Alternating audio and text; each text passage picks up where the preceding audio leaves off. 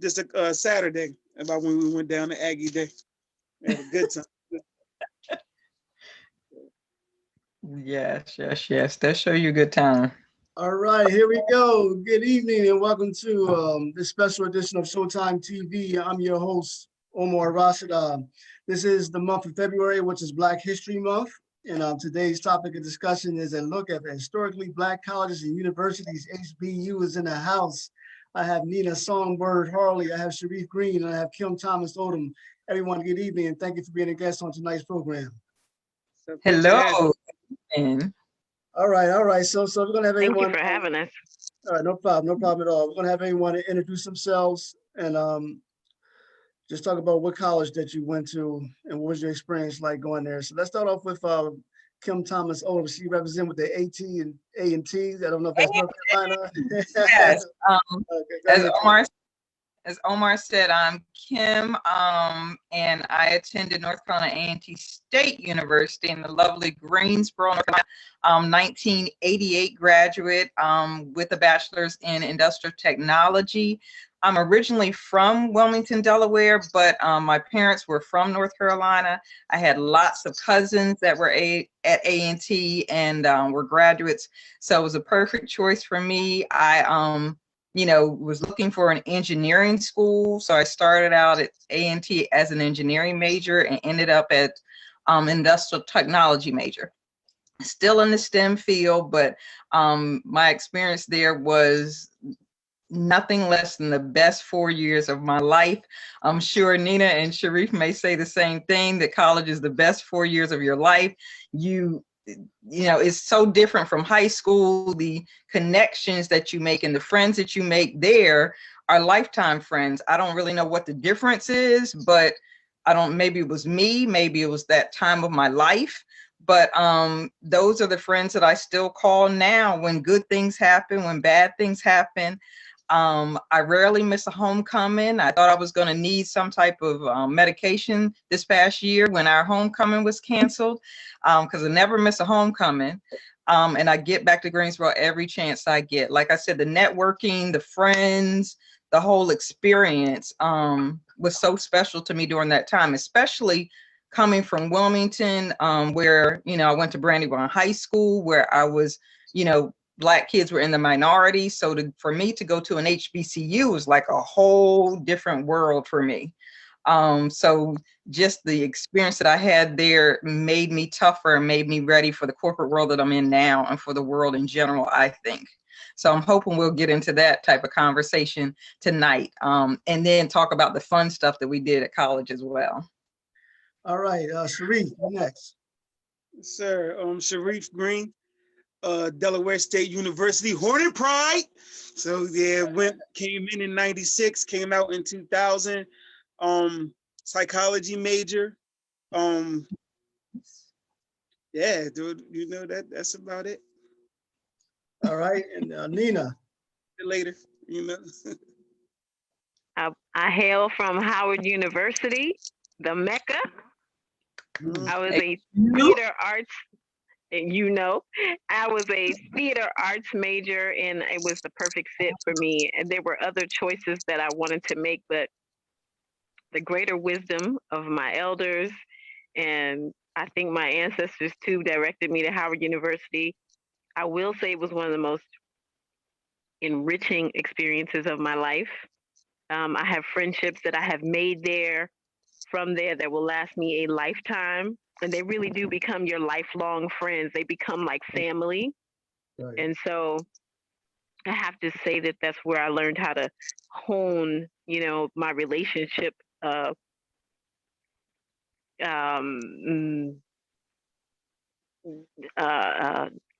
the right word? I'm trying to come up with the right word, but the way that I look at my relationships now has a lot to do with the relationships that I formed when I was there.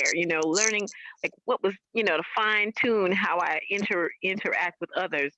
Exactly. And being a theater major, we study character all the time, so that was a big thing for me.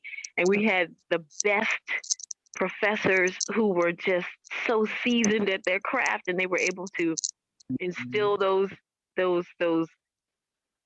that craftsmanship in us.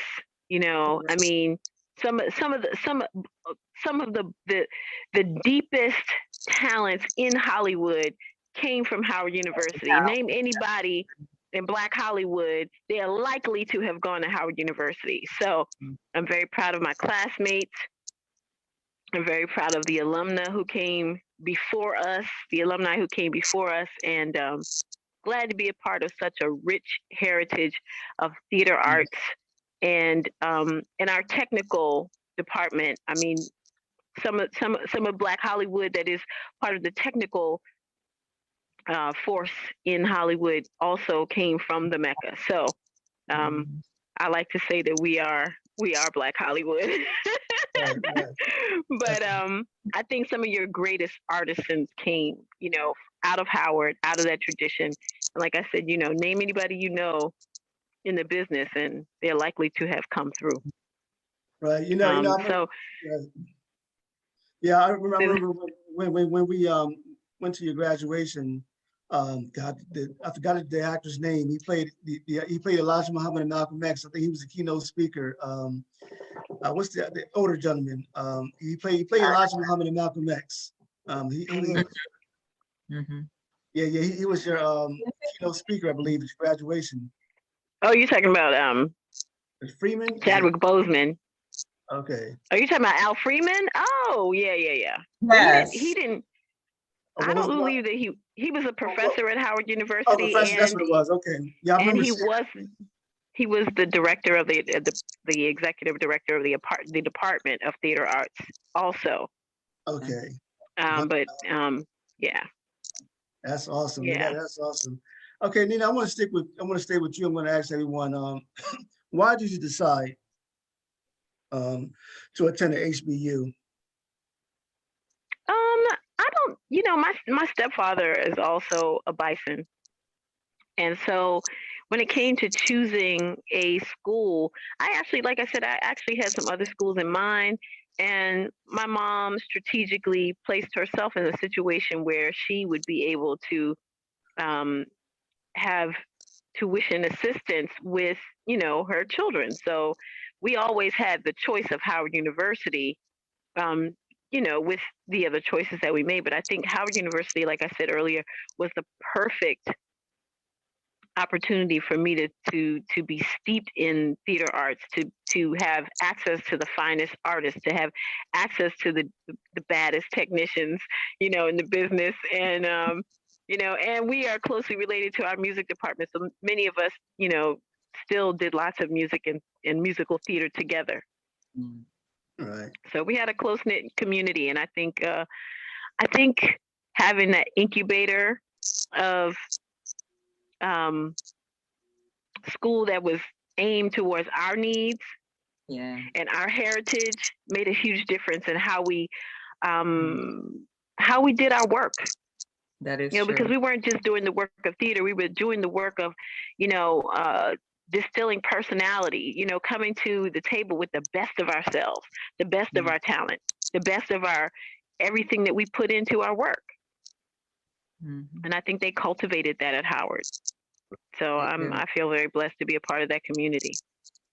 All right, Sharif, why did you decide to go to HBU? Well, I think they started the Desegregation Act back in the early 70s, late 60s.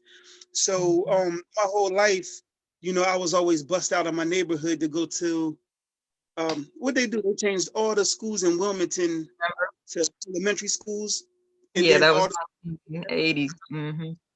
Yeah, so it could be like an elementary school, junior high, or whatever, right around the corner from me, and I was still bust out into the suburbs. You know what I mean? So they could mix the schools up a little bit. But I'm just like somebody was saying, my whole life we was always the minority. When we got to Christiana High, I went to Christiana High School, and I mean it was like race riots and so when I had the opportunity to go to college, I was like, I just want to be surrounded by my people, and like I was saying, first choice is A&T, ended up getting accepted to Dell State, second choice, and ended up at Dell State. All right, Kim. And so actually mine, I didn't really have much of a choice. I only applied to A&T. I was in a program from 5th grade to 12th grade called the Forum to Advance Minorities in Engineering. The FAME program was originally started by the DuPont company here in Delaware in the early 80s, and it is a kind of a college preparatory program for kids to build them up and get them ready for STEM careers. So going to FAME, I knew I was going to major in something technical. So I only considered A&T, Tuskegee, and Howard. But once my mother started to look at the money, A&T was the most, inexpensive one. Best friend went to A&T a year before me. So that helped me make the decision as well, because I wanted to follow her to Greensboro. My parents both went to an HBCU. They're both Elizabeth City State University graduates. And I'm kind of like with Sharif, I think my mom knew I needed a different experience. And I was like him. In 1980, they desegregated the schools here in Wilmington, where I was looking forward to going to P.S. DuPont High School, where my father taught. And then when they desegregated the schools, all of a sudden I was bussed out to Brandywine High School, where out of a class of 340 graduates, there were 13 minority students, and that wasn't all Black. That included some other cultures too that were brown, but they weren't African American brown. So my parents kind of knew I needed a different experience, and and like I said, I only applied to A&T because I wanted to. I went there looking for that technical degree, and I had so many family members from North Carolina, so made my choice very simple.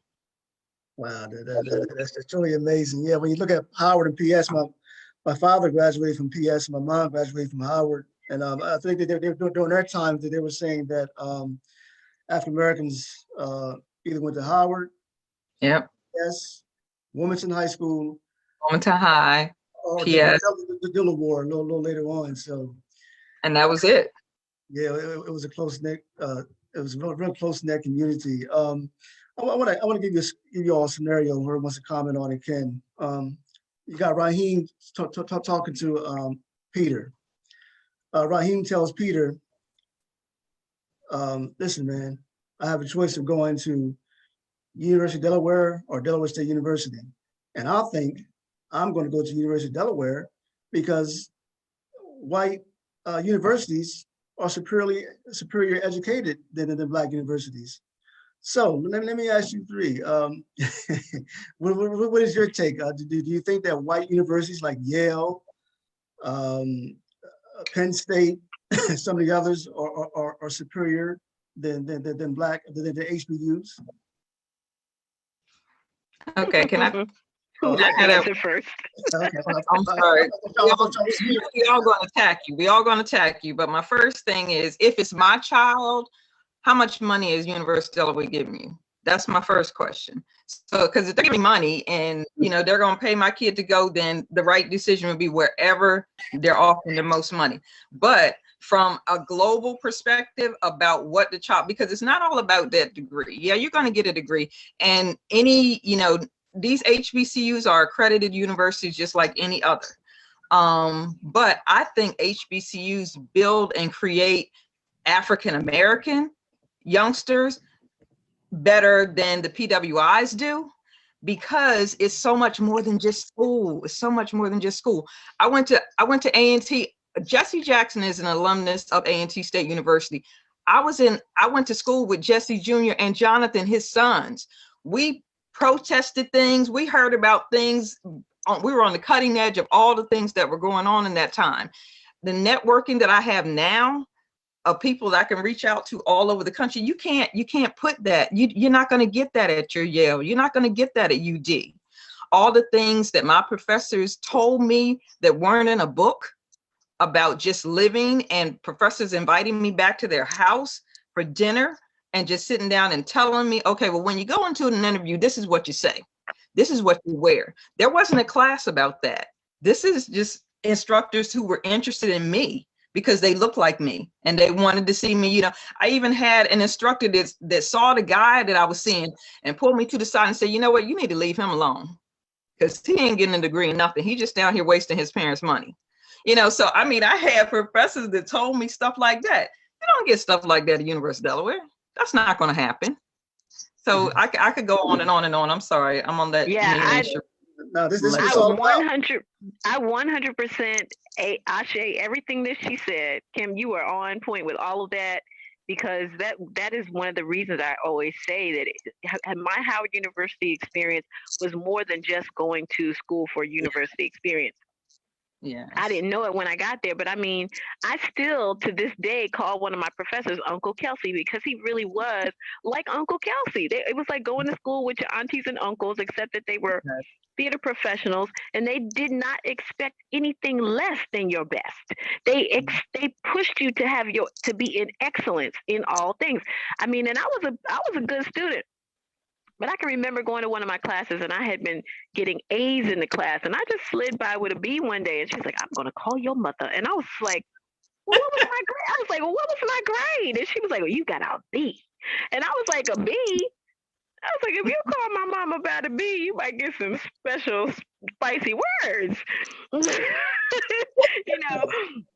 But I was thinking, who is this woman? You know, but I came to be able to respect those professors. I mean, they weren't just my professors. They were our master teachers. I mean, they were our master teachers and coaches at that time for what people are paying thousands upon thousands of dollars for a master coach.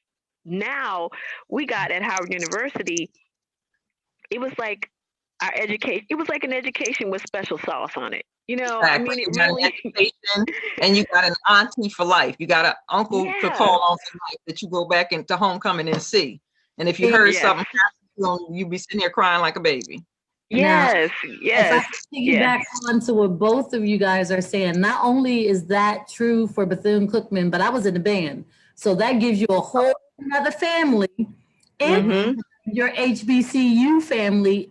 And our rivals were FAMU. And as much as I bashed I've been stuck and in need. And guess what? I've had a rattler say, "Oh, you went to Cookman? What happened? You need your tire changed? You need something?"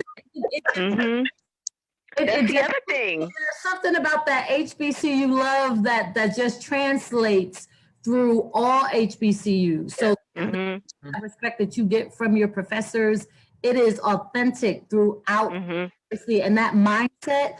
And I call it now, and what I do now, I call it the Queendom mindset, because it's about building community. But it starts with things, not for nothing. It starts with us.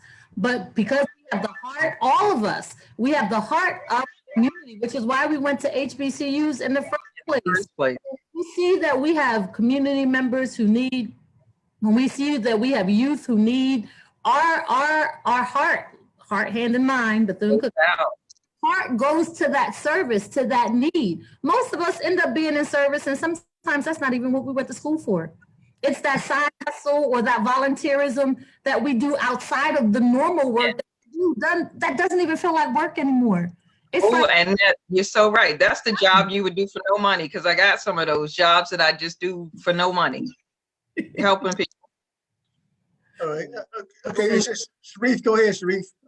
Yeah, I mean, so like in relation to like the Peter Rahim conversation, the reality of it is schools are different. Like you know, a Yale does carry more prestige and accreditations or whatever than like a Dell State does, or you know, or you can say like a Phoenix versus a Harvard. You know what I mean?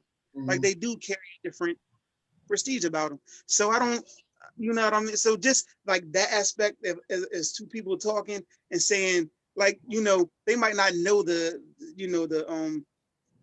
closeness and all of that we experience at the HBCUs, you know what I mean? So just on two people talking, I would say he was right to say that, because you, like, if like all things being equal, if money wasn't a problem and, you know, location wasn't a problem, I can't say that, you know, an Ivy League school, you know what I mean? Like it's, like all being created equal, you know what I mean? And not knowing what I know by going to Dell State, I may have picked an Ivy League school, you know? So I can't, you know, not knowing, you know, the connections and stuff that would have happened that in what I experienced at Dell State.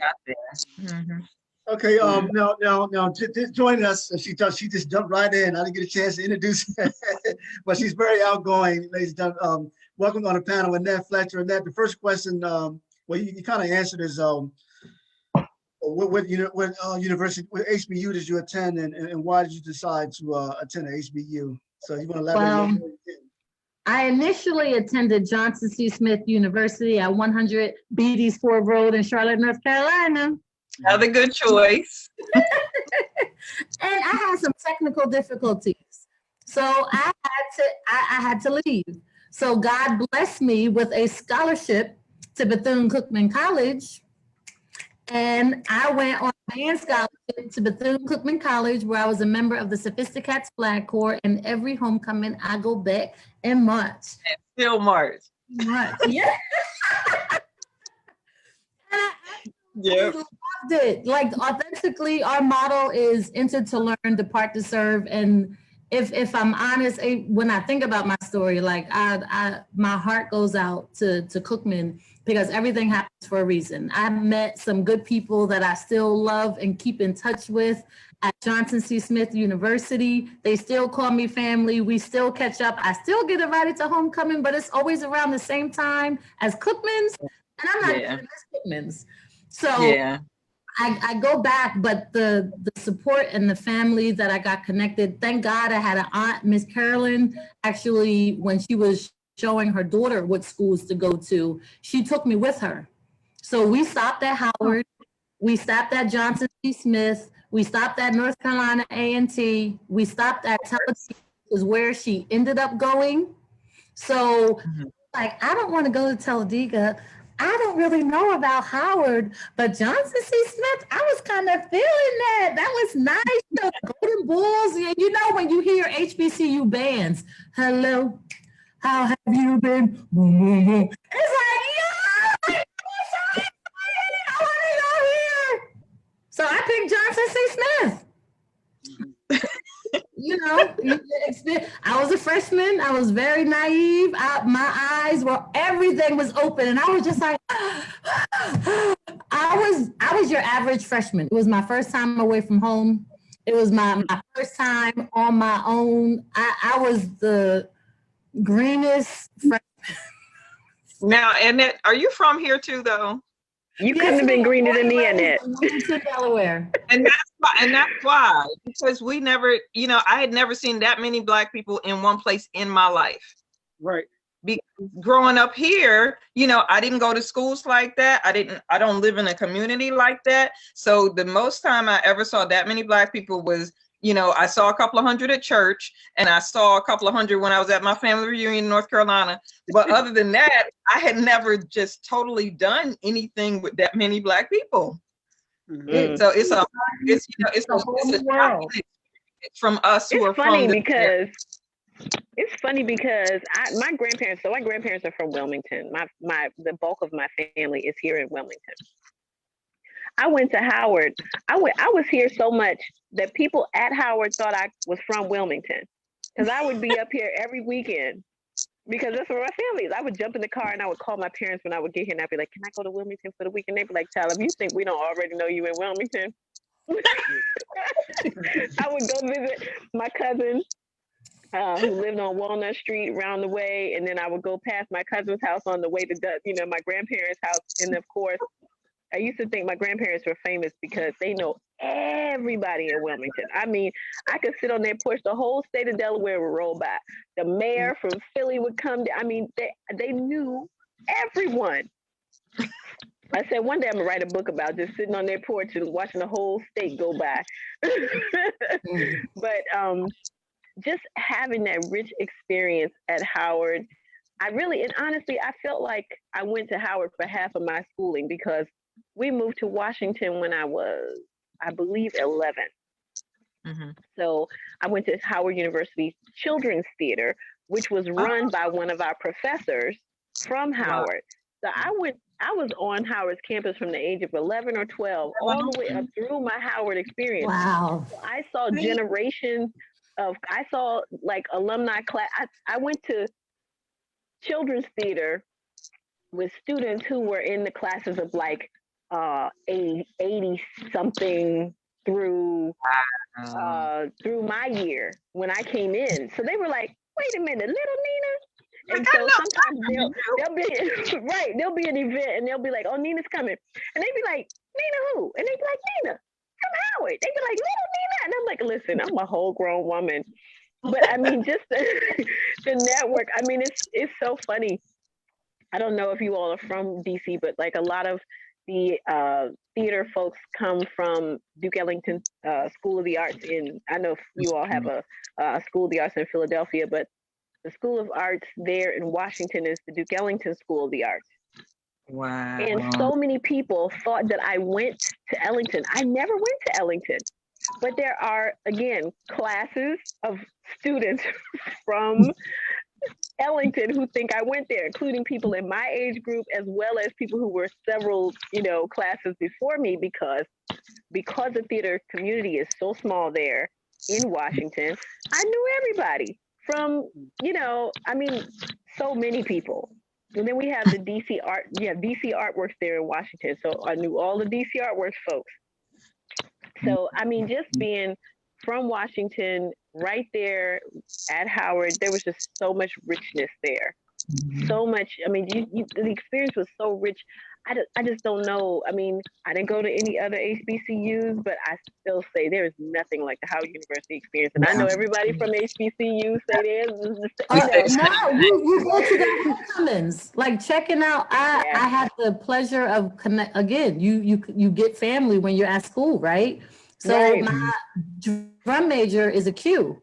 So he was living in Philly, and then he moved to Delaware, and then he went back to Florida. And coming back to Delaware. So he was like, I'm coming up and we're going to Morgan State's homecoming. And I was like, all right. Went to Morgan State's homecoming. And then he was like, next weekend is this homecoming. We're going. And I was like, okay. So there were times where he wasn't even going. And I'm like, I got to go to Howard's homecoming or no. I've never, I have to go to Morgan's homecoming, and I would go, and I would just go to the Q's plot because I know they're going to feed me. I know if anything happens, all I gotta do is be like, Roswell Williams said that if something. Go to the plot. But you were saying, I felt safe being able to. A whole other conversation, because you're talking to somebody from an HBCU when we start talking about being on the yard and meet me at the plot. Yeah, right. Yes. I got people at Talladega who think I went to Talladega. I go to their homecoming so often. Right. Let me ask this question. It seems like every HBU has a rival. So I want to ask. I want to start off with Sharif. Who is your HBU's rival, and what was it like playing against them in football, basketball, and then the bands going head to head? Oh, it was DSU versus everybody. And nobody else thought that. Nobody else cared about DSU, Sharif. I'm sorry. I think it was South Carolina. Oh my goodness. But yeah, it was DSU versus everybody. To be serious, I used to go to the football games for the halftime show. And I remember we used to get in trouble. The band used to play this song where it sounded like you cocking a shotgun and shooting people. And I remember we used to get in trouble for like doing that. Like, you know what I mean? Whoever our rival was it was DSU versus everybody, man. Yeah. All right. Niina, Howard University, who's their rival? Listen, I was going to say, I confess, I do not know who the rival is, because I felt like everybody was HU's rival. So I was never into the sports that way. Now, I was into the football players that way, but I wasn't into the sports that way. I couldn't tell you. I was into my theater stuff. I couldn't tell you. That wasn't my thing, Okay. So right. I wasn't, it wasn't my, big thing. Annette Fletcher, who's the rival? You want me to go first? Because everybody knows that the Florida Classic and those FAMU Rattlers go at it every year. And we start, once we beat them, we have all year to talk trash. And that month leading up to the Classic, we go in.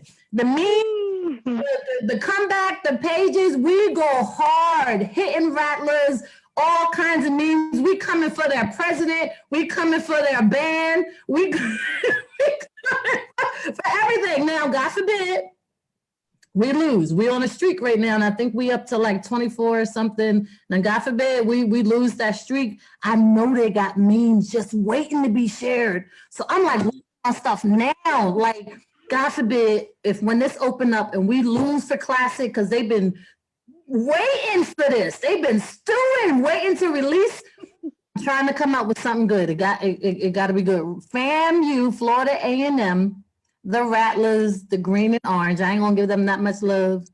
They are Bethune-Cookman College marching prides rivals. All right. Okay, Kim Odom, who's the rival? Who's the rival? And of course, A&T's rival is North Carolina Central. And like Annette School, we also have a Classic. It's usually around the time of Labor Day weekend, and it's almost as big as homecoming to go to the Classic. And yes, and there's a year's worth of bragging rights and talking junk, all of the above that goes along with the winner. And A&T has been the winner most of the time. A&T has been winning the MEAC and that football and dragging them Eagles all over the football field for years. All right. You know, I want to talk about a very serious issue. I remember growing up watching the movie, Spike Lee's movie School Days. And that movie School Days covered the issue of colorism, light skin versus dark skin, which is still a prevalent issue in our community. So I want to ask the four of you at your respective HBUs, did you experience or did you witness colorism? Whoever wants to go first, they can. I can't say that. So as a sophisticated, not for nothing, like for the band, because the band really was my life. Like we woke up at stupid o'clock in the morning for rehearsal, went to class, came back after for stupid o'clock in the morning, evening rehearsal. Like my life, a significant part of my schooling was band. So in terms for the band, it was all love. Now, because I was probably the most chocolatest person in the squad, we used to have to do makeup and we used to have to wear our hair alike. My hair is short, it's natural. So between straightening and getting a perm or getting a ponytail, which was popular back then, that was like my biggest gripe in trying to find foundation to match me. But in terms of having family, other band members or other people at the school be like, oh my gosh, you so black. Like I did here. Well, like I did here in Delaware growing up in high school. I didn't have any of that. It was the complete opposite. Even at Johnson C. Smith, like what I had is it was so different that I thought it was a problem. Like, Johnson C. Smith, they was like, oh, you chocolate? Oh my, what? And I was like, what you want? I don't know what, people don't like chocolate. They don't like natural hair. Get out of my face. Like, back up. No, you're not getting, no, we're not doing, this is not, like I was shutting people down left and right. And it wasn't until a sister was like, oh my gosh, your complexion. And I was like, oh wait, huh? Like, hold on. So you mean people really think that this chocolate is? I know. What? And then, and then I left Johnson C. Smith and went to Cookman. I didn't know what it was going to be, but from being at Johnson C. Smith, you didn't tell me nothing. I'm like, I'm shocked. I got natural hair and what? And I went down to a school that had a variety of sisters that did a variety of things, and it was all done in love. And if I needed my hair done, one of my sisters was doing it. If I needed my face done, one of my sisters was doing it. So I had a network of phenomenal queens who were like, we got you. We got to make sure we look alike. We got to make sure we pulling off this show to make it look like something. So it was about uplifting and supporting to make sure we were on one accord. And I didn't have those issues in college. But in high school, that's a whole nother thing. There was a culture shock from high school to college. Okay, go ahead, Kim.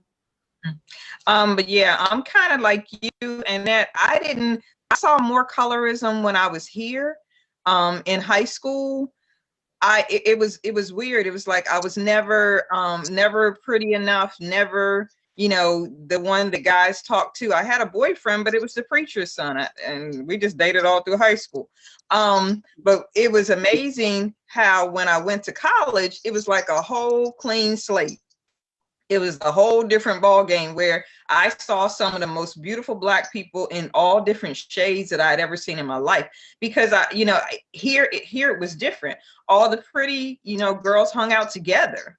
And I had a select crew of friends, but we were all different shades. And we were all, you know, all knew we were going to college.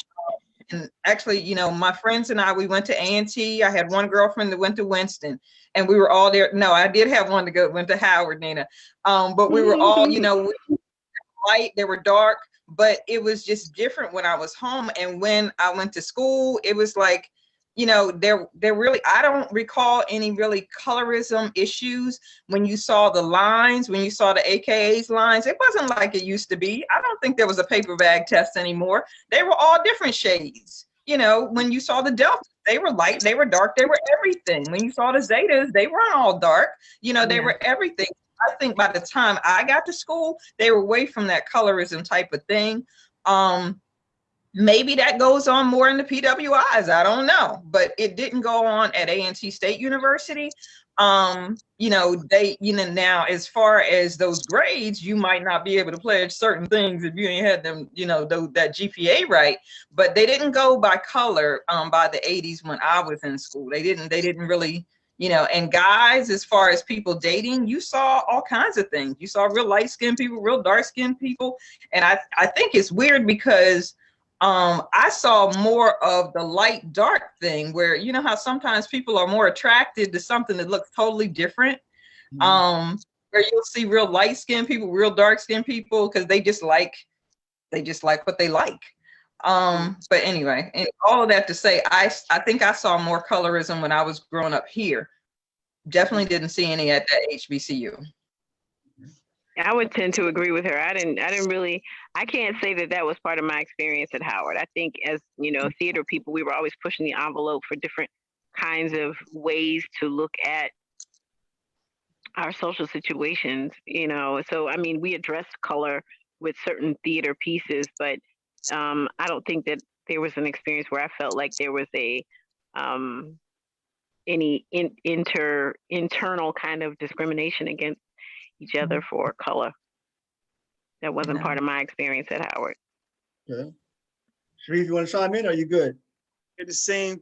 I wasn't part of my experience at all. I can't recall anybody like throwing shade on anybody because of them being darker or lighter. We just saw, you know, everybody was just cool. You know, if anything, it was like the city you was from. You know what I mean? But that ain't mean nothing. You just hung around from your same city. Right. Or state, you know, but like that. The city was definitely a thing, yeah. Mm-hmm. That is true. You know, I would imagine, you know, while in college, going to HBU or any other college, you know, you see a variety of different people from different parts of the states, across the United States of America, but also you have Africans and people in different parts of Africa, and maybe different parts of the world going to HBUs and other colleges. So your experiences, did you guys come across meeting people from not only in the United States of America, but meeting people from different parts of Africa or Jamaica or whatever? Okay, let's go with Kim. She had her hand raised first, and then Annette. Oh, I'm sorry. So y'all got to stop letting me talk, because I will talk. Me and Annette will talk up this whole thing. But the reason, yeah, as a matter of fact, because my son always asks me now, he's like, Mom, how come you like go-go? How come you like house music? What is this? See, I got my 14-year-old. He knows all the house music. He knows all the go-go. And because I take him to homecoming, and he knows this kind of stuff, and I listen to it. But those are things that I would have never come across had I stayed here in Wilmington. You know, I hung out with a whole lot of kids that were from DC. I went to their parties, got to love go-go and Little Benny and all that stuff. And, you know, hung out with all the kids from Chicago, learned to love house music at the 2 to 6 party. Yeah, we had music parties that started at 2 a.m. And so I learned to, you know, stuff I would have never learned about here in Wilmington, and definitely would have never learned about it at a PWI. So I did get to meet a whole lot of people from a whole lot of different areas, went home with a whole lot of different people. Just as Niina was saying, she would, turn up here in Wilmington in a heartbeat. We would, somebody invite us to Norfolk. We in Norfolk. Somebody say, hey, there's a party in Atlanta. We in Atlanta. My mama has no idea where we are. And here we're okay, let's go home to such and such. Oh yeah. As a matter of fact, and it's weird that you say that because my grandmother died. I'm sorry, Omar, I'm just off on the tangent. And my grandmother's from North Carolina. And I took about 10 people home with me to my grandmother's funeral. And they were all, it was my sophomore year. Everybody wanted to go because they were from New York or they were somewhere far away. And we had a couple of cars. And so my aunt said, okay, we got enough food. We'll sleep them somewhere. So they all got in the car and they all went to meet my grandmama's funeral. And I still think about that now because we took like 5 guys from DC. Everybody seemed to be dating somebody from DC at the time. And we took them all to my grandmama's house in Goldsboro, North Carolina. So, hey, this is the kind of stuff you do at school. You meet people from there and you learn to like different things. I'm sorry, I got one more thing to say, then I'm gonna let you have it. Now, when I went to college, you guys, I'm probably a little older than you. The big thing here in Wilmington was dressing preppy. We wore these corduroys and the polos and all the different stuff that, all the preppy stuff. Now, when I got to A&T, nobody wore stuff like that. The kids from New York had a certain look. They looked like Run DMC. The kids from DC had a certain look. They wore their Diodoras and all the different colors. The kids from Florida wore something different. The kids from DC, it was just a big melting pot of different things. So freshman year was just an eye opener, as Annette said, to see the fashions and see the different cultures. The kids from the islands and Africa wore different things. And by about junior year, my mother was amazed that I was wearing all this stuff. Then now I liked all of it because I would have never seen that before. And now I went home with everybody and started buying different things. And, you would go to homecoming and the vendors would have different things. So it's just, anyway, but yeah, you get a big, big melting pot of different people and your eyes open and you start to like different things. All right. So with everything that Kim said is so true. Okay, but let's go on the international side because those stories of you going home with random people. And I told y'all at Johnson C. Smith, I was so green. So I got my roommate at the time, Tanya Grant, took me to Georgia. I don't know what part of Georgia we were in. I think we were in Atlanta, but it was country part of Atlanta. She was like, okay, if I take you home, like I have to dress you. Like you can't come home dressed like with this. It's not how we dress. And I was like, I don't care. Like, okay, like this girl had my first pair of Daisy Dukes. When I tell you I felt full naked, like I just like my thighs is out, my legs is out. I was like, Tanya, she was fine. I mean, she was wearing the same thing, but I was just like, she got me out here in my booty cheeks and it had like a hook on the side. So everywhere we went, somebody like pulled on the hook. Like they just like tapped the hook. And she's like, it's okay, just keep on going. I'm like, oh my God. But that was one of the trips. And I'm a band girl, so going home with other band members, because most of the time we couldn't go home because we had a performance or something coming up, whether it was around Thanksgiving, which is around classic time. There's no point in driving or flying back to Delaware, and you had to be back that weekend for a game. So you go to Orlando with family and you are stuck in like a room full of people. You get in where you fit in. If you get the couch first, you got the couch. If not, you got a thing of blankets and a pallet on the floor somewhere. But we did have an international family. Our baseball team had a lot of Dominican, Republican students. We had a Taiwanese. I don't know whether they were siblings, but it was 2 men and a young lady. And we had behind LLC, my dorm, they had like this swamp. And they would catch, like whenever it rained, there were frogs all over the place. And people would be like, ew, the frogs. Like, so you'd like be hopping and running, trying to dock, duck and dodge, dodge and duck and shit, so that you wouldn't step on them or they wouldn't jump on you. They'd be out there catching them and cooking them. Oh my God. They are, Girl, now that's country. they are catching it. Girl, that's country. They are catching and cooking frogs, and they were out there like it was no. And to this day, I don't know. Because I think I spoke to them, but I've never heard them speak English ever. Just out there catching and eating frogs whenever it rained. Like they just popped up out of nowhere. I've never seen them in the class. I just seen them outside the dorm when it rained. So I don't know. The Dominicans, of course, you saw all the time, especially around baseball season, and it was like, ooh, who? And it was like, oh, that's the baseball. Like the whole squad was from like the Dominican Republic, Cuba, somewhere. That's big down there. That's big. Caribbeans and Africans on our track and field team. But again, band, we don't get out that often. So when we do see people that aren't in the band, it was like, hey, where are you from? What do you do? Like, you're what? Oh, are y'all gonna meet? But it was like a hit and miss when you did see and catch up with people that were outside your class. Well, they say frogs taste like chicken, so I don't know. That's what they said. And my experience was like we was partying at Del State and UD way before I was enrolled at Del State. You know what I mean? But I can always remember looking at go-go people dancing the go-go and I was like clowning it because I'm from Wilmington. But then I got down to Del State and them girls had them Parasuco jeans on. I remember what they called Parasuco jeans, dancing the go-go. And next thing I know, I was on the floor like,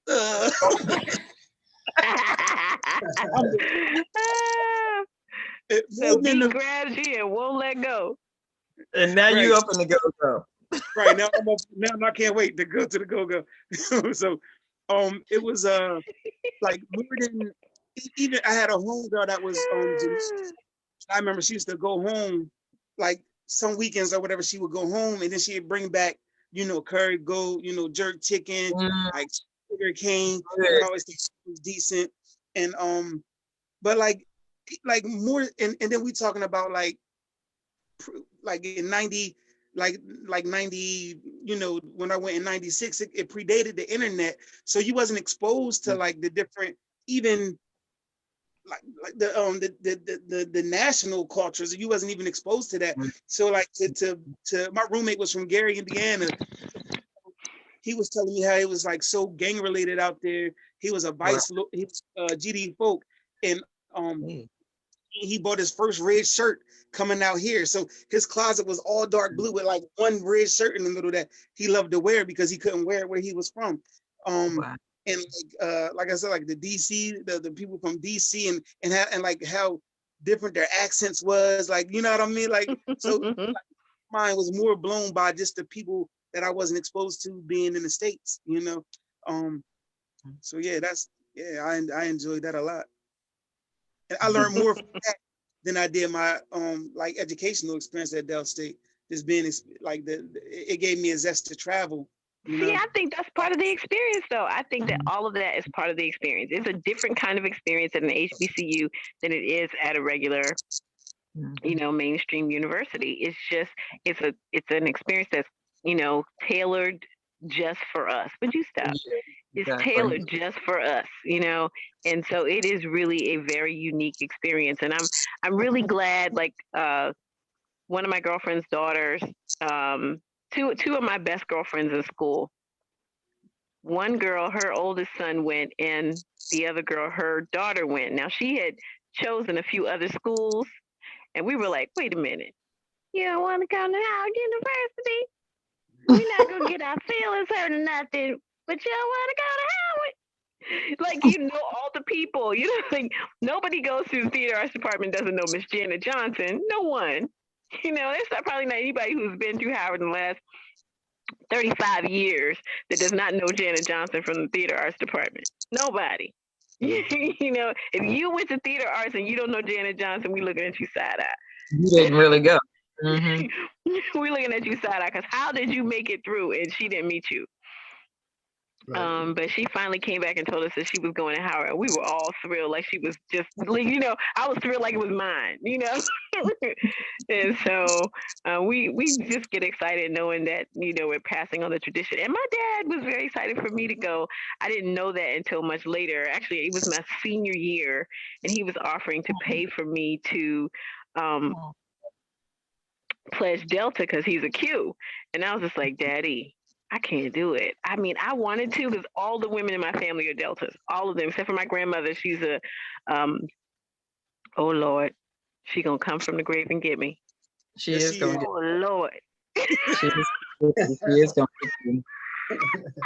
You ain't gonna sleep tonight, girl. You ain't gonna sleep tonight. But that's okay. I know what the other ones are. She's Zeta. My grandmother's a Zeta. Okay. But she's like the only one in the whole family. Well, that's not true. My niece just pledged Zeta, so that's now 2 that I know of for sure. Everybody else is Delta.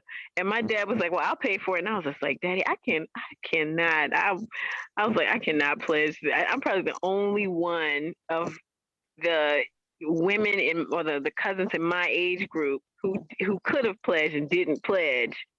My dad was like, "Oh, you got to do it. You got to do it." And I was like, "No, sir, I can't do it." I carried 25 hours my senior year like a dodo.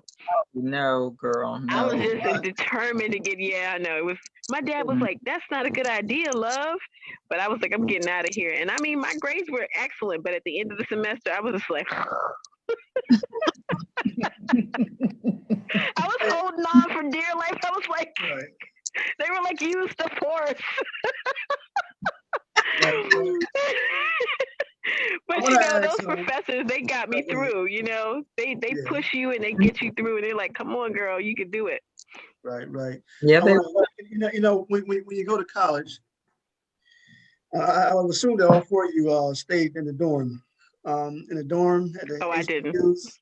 Okay. Well, the dorms at HBUs could be the bomb. You know, you got your parties, you got your fraternities and sororities, but you also had to be disciplined. I mean, you don't have mom and dad waking you up in the morning telling you to go to school. You got to be self-disciplined to do your schoolwork, and not break the rules, not violate the rules by bring some girl in, bring some boy in your room, and all that other good stuff.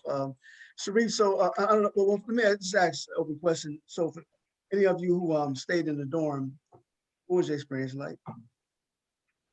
You want me to go first? Is it? Yeah, sure. Mm-hmm. Yeah, it was liberating, but I was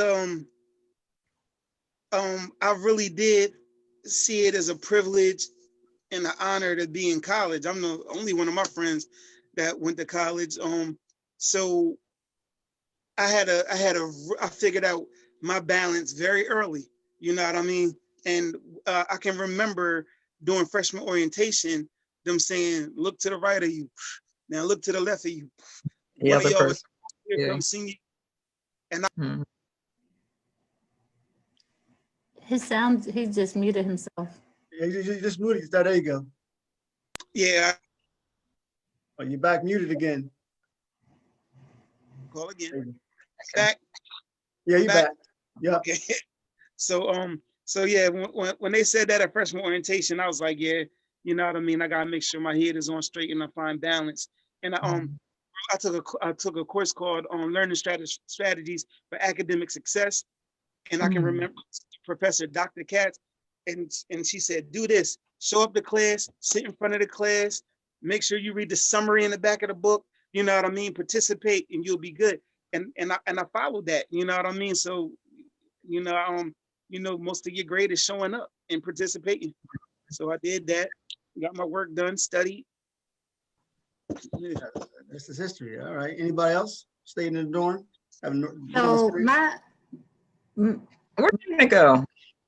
she just stepped out. My freshman year at Johnson C. Smith was exciting to be in the dorm. They had a freshman dorm.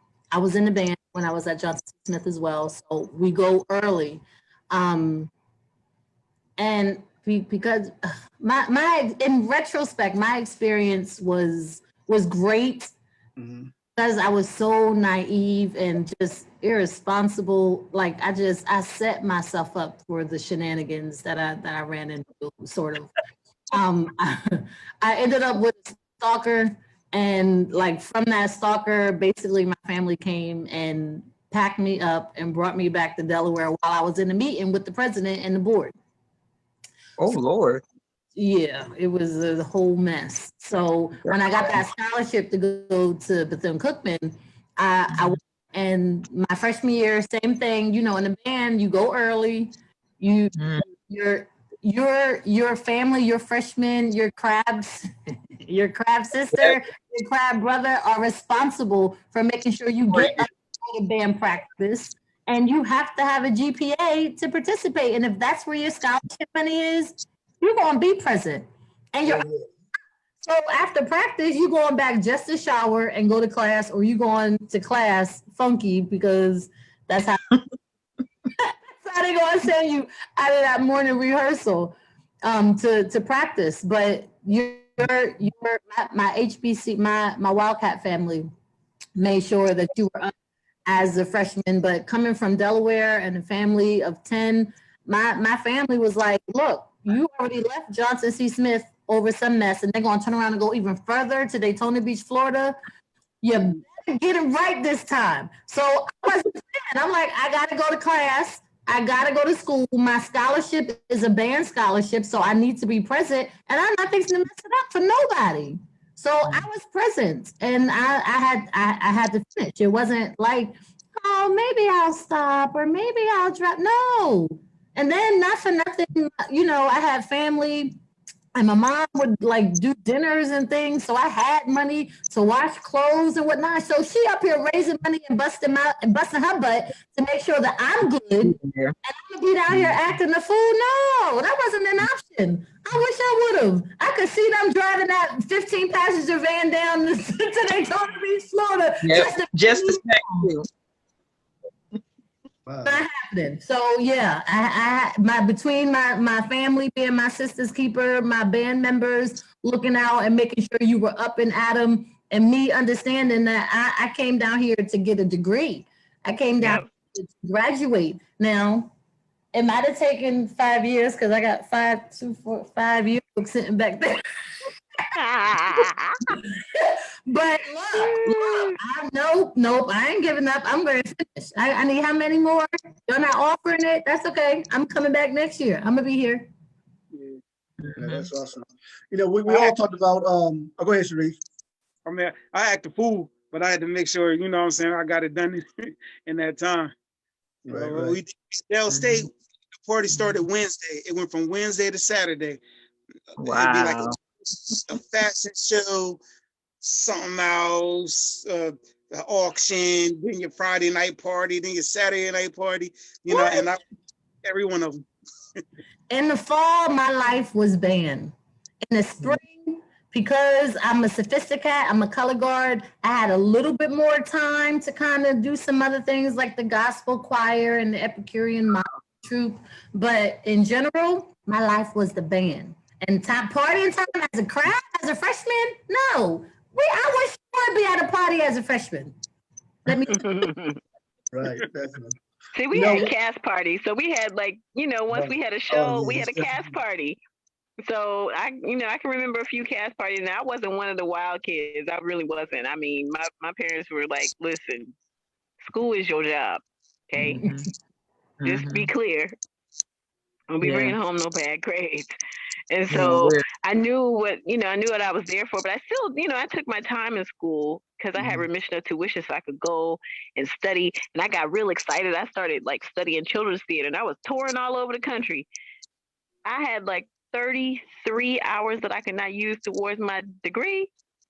So round about mid sophomore year, I was like, whoa, wait a minute. And when I realized how many credits I had that I couldn't use, I was like, okay, now hold on, I need to start paying attention to what. Yes. Like I need to start paying attention to what's getting signed off on and what I need to be real clear about this thing. But my experience was rich. It was incredibly rich.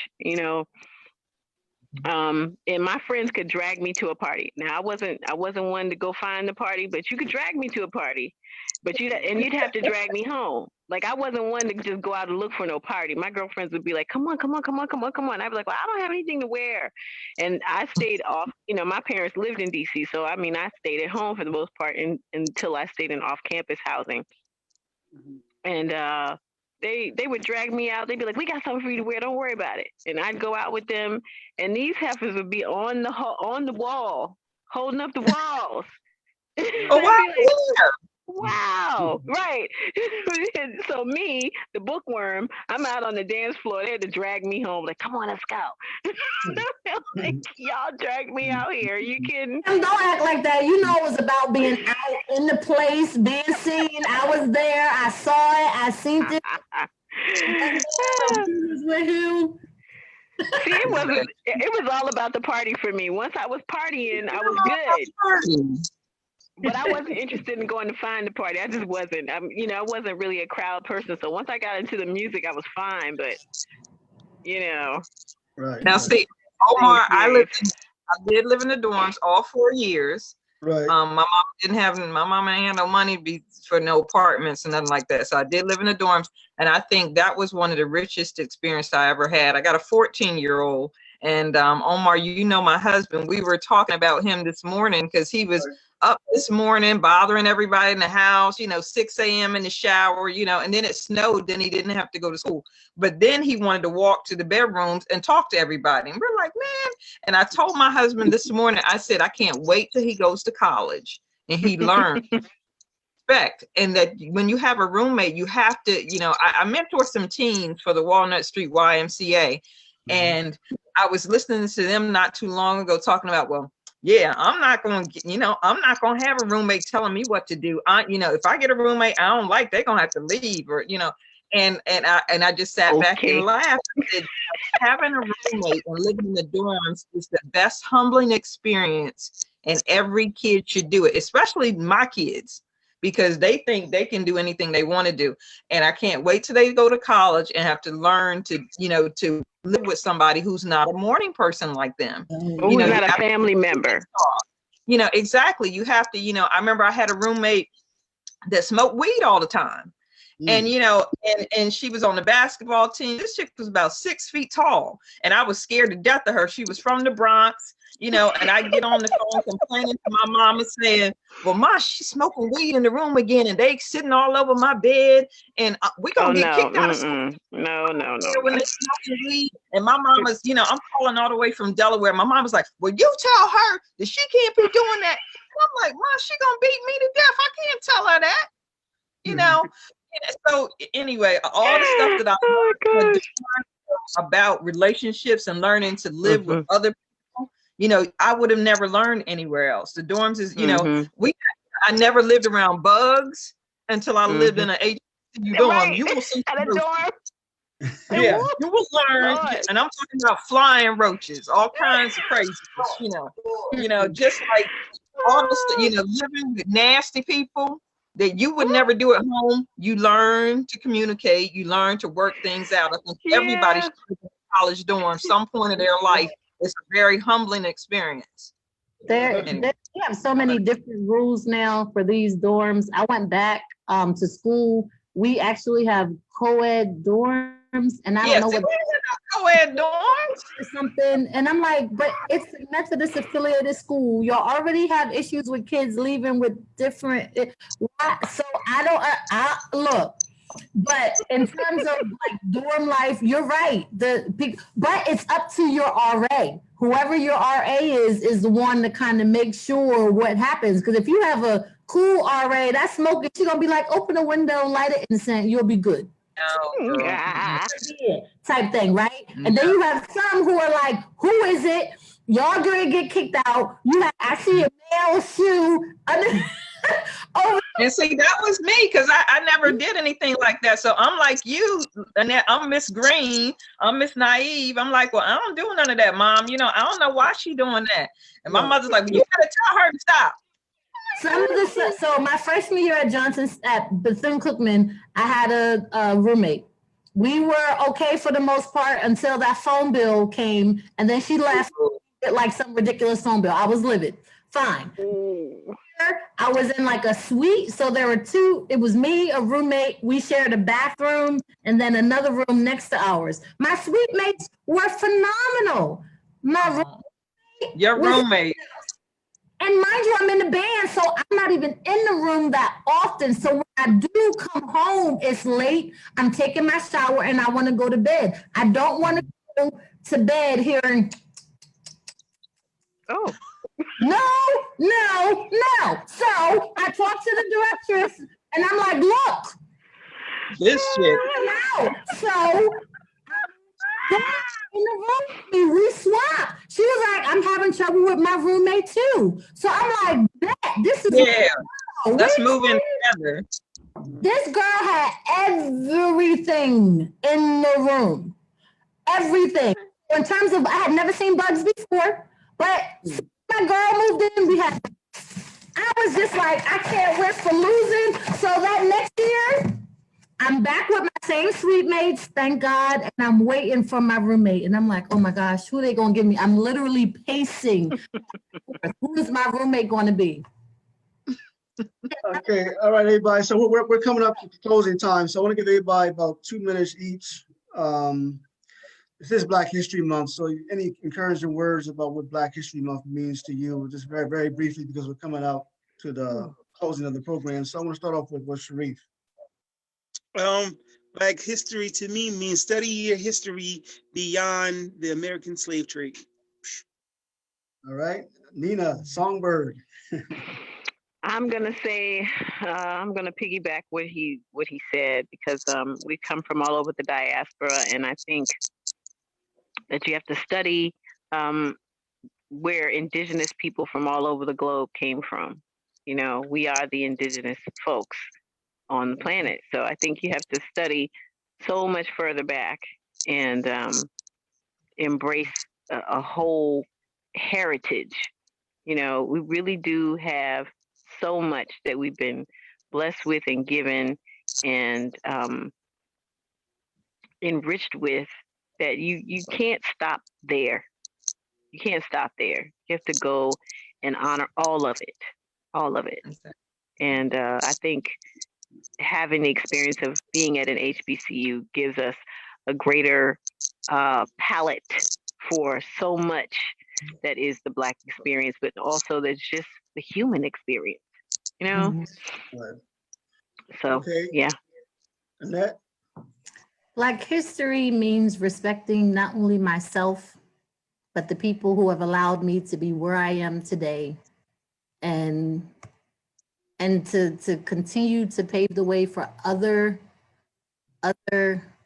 people in my community to do the same, and always looking back and always reflecting on what was, what has been, and where we're going to. Okay, Kim?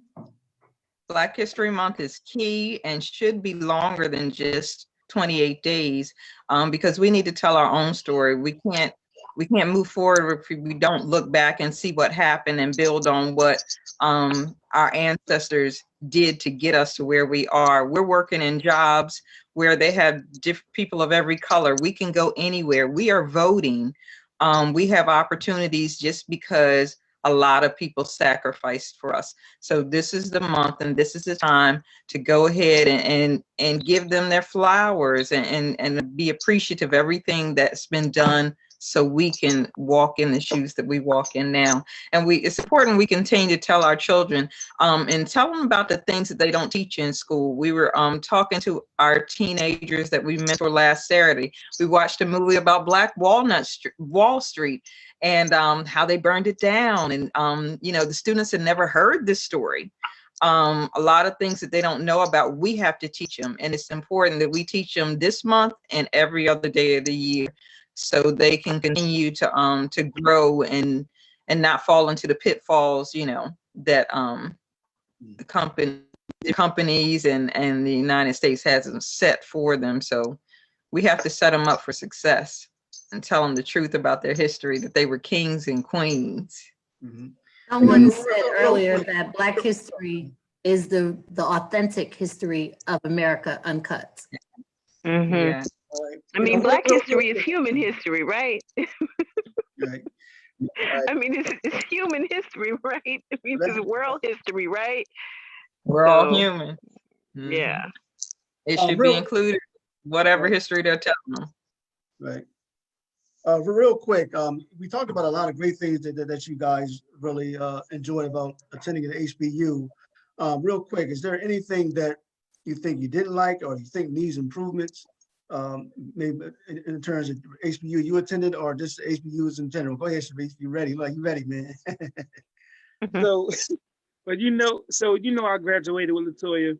You know, she's the reason I went to Dell State. She's the reason I went to college, and like period. Right. So when we went to school together since 7th grade. So when we graduated high school, we was like, yo, let's take a picture with our, degrees together. And so we with our high school diplomas or whatever, did it. Right. Boom. So when we graduated Dell State, we did the same thing. Let's take a picture with our degrees, our degrees. So I opened mine up and mine said report to the EH building. And so we posing for this picture and our families and this stuff is there. And I get this note in my thing that says it's the whole thing. Yeah. So what happened was I had an internship that I rocked, and it was worth 9 credits. And so for whatever reason, my professor or dean didn't coordinate that with the people. So it was saying I was 9 credits shy of getting my degree. So I went to the EH building, stood in that long behind line of people that was like me, and they had my degree and just gave it to me and was like, oh yeah, my fault. And I was done with Dell State. I was done with Dell State for like a good 2-3 years. I was like, they unorganized, they done messed up my financial aid this many times, and I was just done with it. And so it gave me some. It took a couple years to get my love back from my HBCU because I was done. Yeah, if you had any experience with the A building of at Howard University, going to the A building every year, at least the first 3 years, was like, oh my God. I think they started to streamline the process because I don't feel like I had that much. But then, you kind of learn the system after a couple of years. By the time you're a senior, you're an old pro. They want you to get out anyway. So it's like, I think they have a way of getting you out quicker. If I had to say that there was anything that was a drawback for me in terms of going to an HBCU, is that I'm sure that I did not take advantage of every single thing that I could have taken advantage of. If I had, I think I did the last 2 years of college a lot smarter than I did the first 2 years, but I have to admit that there was so much to get that I'm sure I missed something, that I could have taken with me, to enrich my experience. But I will say this, the network that I have now, I can't take anything away from that. The network that I have, the experiences that I have, all so incredible. But I would say, I would have liked for the administrative part of my experience to have been more organized. But sometimes you get a rich chicken soup, and it might be a stew, but it's still good. I think most of our schools are about that same issue. But every year, Talladega has, with their graduating class, that weekend, they invite the alumni to come back for the weekend, and they kind of sort of raise money. If that's your reunion year, then you celebrate. Party, but you also have an opportunity to network with the graduating seniors, to sow some parting words, encouraging words, do some networking and whatnot. And I think that idea would be awesome if other universities kind of piggyback on that, like that graduation weekend, inviting the alumni back to kind of network with the people who are graduating, share some parting words, especially if you're in like that same genre or that same major, that is really cool and helpful for the students. And I also love freshman orientation, but I think like somewhere between junior and senior year, you start to be like, okay, I need to get serious, or I need to refocus, or I'm really trying to get up out of here. And you need a little bit more than just your advisor, because they got a lot of people who are now like, okay, you're advisor, I'm trying to get serious. So to have not like a full freshman seminar, but to have like some kind of seminar for that junior, senior year to say, if you need like some support, whether getting ready to start to pay your loans back, for where you want to go, some internships that may be available, that there should be some kind of seminar or pocket that is supportive of those juniors and seniors about to hit out. All right. So I'll go ahead, Kim, before I close out. And last but not least, okay, so number one thing that I was mad at A&T about, now A&T had a farm, it's an agricultural school. The food was so good, I gained 20 pounds. So I'm mad about that. I ate grits every morning, I ate fried chicken every Sunday afternoon, and banana pudding. The food was delicious. Talk about, this cafeteria food. Well, our cafeteria food was good, and I gained a lot of weight at A&T. And on a serious note, I would love to see, A&T has just been picked up and is with the University of North Carolina system. Just like Sharif was saying, it was expensive then and it's even more expensive now. I would love to see, my HBCU and several others become more affordable for, parents. I'm part of our alumni association here in Northern Delaware. And I have so many parents come to me saying, I just can't afford $27,000 a year. And the SAT requirement has gone up higher. The GPA requirement has gone up higher. It's because they went with that University of North Carolina system. I would love to see them make amends and help our students get there, that need to be there, that need a little help financially, or are just below the GPA or just below the SAT requirement. I would love for them to get back to the way they used to be and be about building our people and not so much about that dollar. Right. Okay, everybody, we had to close out. I'd like to thank everyone for being a guest. This is an awesome show. I see y'all had a lot of fun. Y'all still cutting up. But please like, subscribe, and share, and thank those for watching. Okay, and have a safe and blessed day. Happy Black History Month. And I'll see you guys later in another show. All right, Bye. thanks, guys. Bye. Good meeting everybody. Likewise.